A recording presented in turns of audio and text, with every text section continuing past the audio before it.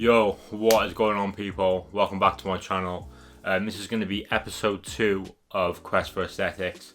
And in today's episode, I'm going to go over the supplements that I use and the supplements I recommend for bodybuilding, or if you're into the gym, or if you're just looking to put some muscle on. I want to start by saying I appreciate all the support on the last episode. It's something I wanted to do for a long time now. And when I first started the channel, I had it in mind starting this series up, but obviously the gyms were shut, so it was a bit of a pain. But I've gone over that before in multiple videos, so I'll save all that because it's quite boring and you don't want to listen to all that. And let's get straight into what supplements I'm using. Just want to mention as well, I am using a new mic on the camera, using the Rode Video Micro. And I've also got a wide lens on the camera as well, so I'm testing that out. I'm going to be testing some of the settings and playing around with different settings really for the video, see what looks good, see what works up best in different lightings, etc. So hopefully this one's not too bad. Okay, let's go straight into the supplements. Probably seen this sort of protein powder before. This is the My Protein Impact Whey Protein. I've got chocolate brownie. It's one of the flavours I use the most. Also recently picked up some Malteser protein powder from my local nutrition shop, just to give it a go really. Protein powder is probably one of the most popular, if not the most popular supplement on the market. It's more of a food supplement rather than like a health supplement or a dietary supplement. Protein powder is really good to add to your diet. To obviously get that extra protein intake, you can just put it in a protein shake, down that, and that's like 20 grams of protein in a few minutes. If you're struggling to get your protein intake for the day, it's a quick and easy way to do that, but I wouldn't recommend adding this into your diet in replacement for meals, because it is always better to eat actual real food rather than supplementing that with the synthetic powder. But obviously it is an easy way to get protein in, and I use it all the time. I also use it with my meals as well, like that cream of rice in the last video. So I mix that with a high carb sauce, so I get the protein and carbs at the same time, and it makes it really efficient when I'm eating throughout the day. Right, next up I want to talk about creatine, and this specific packet is creatine monohydrate, probably the most common form of creatine. This is actually being used now. I finished using this yesterday. Creatine is one of the most researched supplements on the market. It's been around for a very long time. Humans actually produce a small amount of creatine naturally in their bodies, and some forms of creatine can be found naturally in food as well, like steak. I used to eat steak a lot, and it had a natural amount of creatine in it also. Creatine can help really well with strength and power. So obviously if you can lift more, you're going to be tearing down those muscle fibers even more than you would if you were lifting less. So lifting more, obviously your strength will increase, your power will increase, and then your overall muscle mass will grow at a quicker rate than it would be if you weren't using creatine. It's really cheap as well. You can get a big 500 gram bag, and you need to take 5 grams a day for as little as, I think it's like £15, I think. So if there's people out there that are struggling on a budget, or if you're a student, or if you just don't want to spend a lot of money on supplements, then creatine is really cheap. And it's such a small scoop, and you can add it to anything. You can put it in your protein shake, or what I do in the morning, I'll just put a scoop of it with water and just mix it around and swig it down. Doesn't really taste of anything. It's a bit powdery, but it's not bad. Once it's down, and that's it. And you should notice quite quickly the effects of it if you've never taken it before. Next up, pre-workout.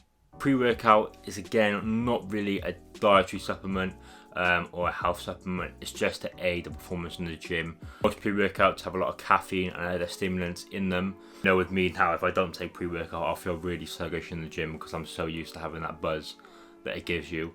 Most of the flavours don't really taste that nice because obviously they're meant for performance rather than the actual taste. Pre-workout is basically just an enhancement for the gym. As I said, literally it will give you all that energy with the stimulants that are involved, caffeine and all the other things that will be on the label on the back of your product. So depending on what pre-workout you purchase, you want to make sure you're checking the label on the back to see what that pre-workout has in it.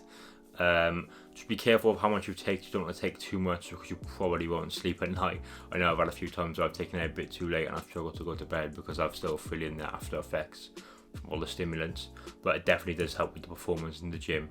Going in the same category as pre-workout, I've got a pump product from My Protein as well. A lot of My Protein stuff, it's not really anything to do with My Protein, it's just probably the most common brand around, and they're good prices, so I've got a lot of this stuff. That pump product is caffeine free, so it's purely full of ingredients that will help you achieve that pump in the gym. So I sort of mix that with my pre-workout, make sure I've got a high carb source as my pre-workout meal, and my sodium levels are high. I put some salt on that meal as well to make sure I'm getting the proper pump that I want in the gym. Because nothing worse than feeling flat after doing a session or not feeling as good as you expected to.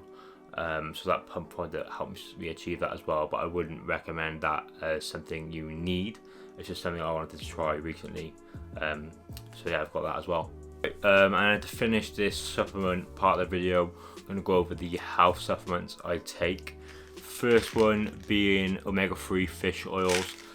These are vital, I think, if someone's going to be following a bodybuilding plan or a bodybuilding lifestyle, or a lifestyle where you consume a lot of red meat, as it aids the health of the heart. So there are risks to your cholesterol increasing, so by taking the fish oils it can help with your heart health and maintaining that at a good level, because you really don't want to run into heart problems at such a young age.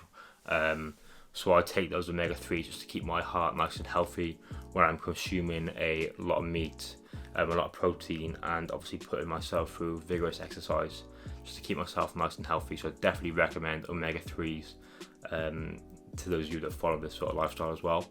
Something I've been using regularly recently as well is Ashwagandha. You can pick this up quite cheap on Amazon. It's definitely not something you need as a necessity, but I would recommend it as it helps with cortisol levels. So again, keeping yourself nice and healthy when you're consuming a lot of food and putting yourself through a lot of exercise.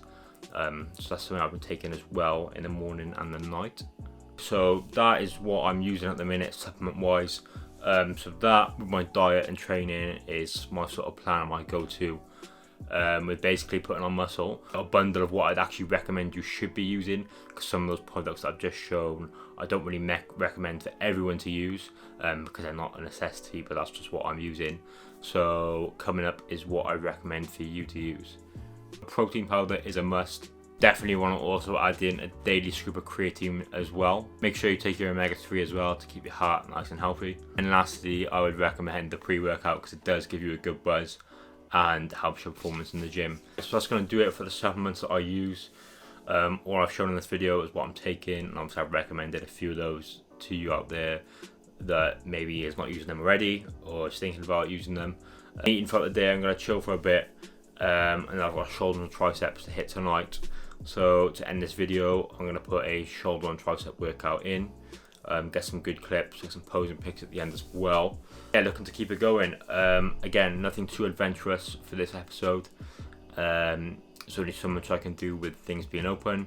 Going from next week to the time of recording, things will start to open indoors at restaurants and like indoor hospitality, so we can definitely film a lot more, go to a few new places, and change the content up as well. But without further ado, let's run the workout. I appreciate everyone supporting, everyone watching. Don't forget to comment, like, subscribe, all that good stuff. And I'll catch you next week for episode 3. Let's keep these gains going.